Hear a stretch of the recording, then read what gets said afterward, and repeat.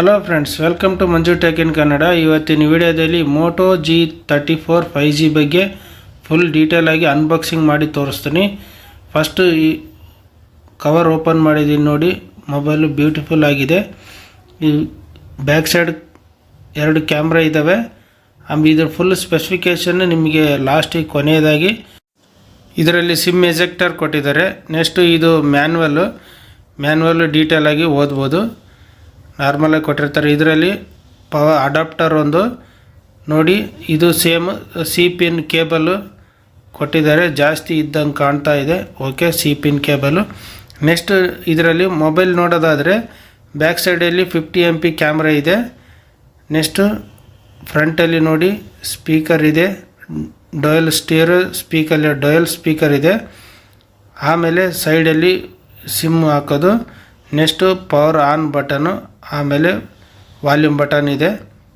ಇದರಲ್ಲಿ ನೀವು power on ಮಾಡಿದರೆ ಯಾವ ರೀತಿ ಕಾಣುತ್ತೆ ಅಂದರೆ, ಫಸ್ಟು ಮೋಟೋರೋಲಾ ಇದು, ಅದಕ್ಕೋಸ್ಕರ ಎಮ್ ಸ್ಟಾರ್ಟಿಂಗಲ್ಲೇ ಬರೋದು. ಈ ರೀತಿ ಓಪನ್ ಆಗುತ್ತೆ.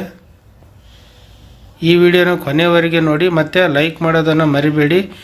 ಈ ವಿಡಿಯೋಗೆ ಶೇರ್ ಮಾಡೋದನ್ನು ಮರಿಬೇಡಿ. ಈ ವಿಡಿಯೋನ ಫುಲ್ಲು ಸ್ಪೆಸಿಫಿಕೇಷನ್ನ ಈಗ ನಾನು ತೋರಿಸ್ತೀನಿ ನೋಡಿ.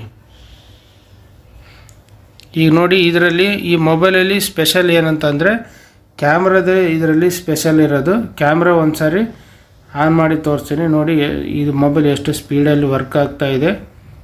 8 GB ರ್ಯಾಮು, 128 GB ಇನ್ಬಿಲ್ಟು. ಈ ಕ್ಯಾಮ್ರಾದಲ್ಲಿ ಏನಂದರೆ, ಈ ಕ್ಯಾಮ್ರಾದಲ್ಲಿ ಒಂದು ಫೋಟೋ ಹೊಡೆದು ತೋರಿಸ್ತೀನಿ ನೋಡಿ.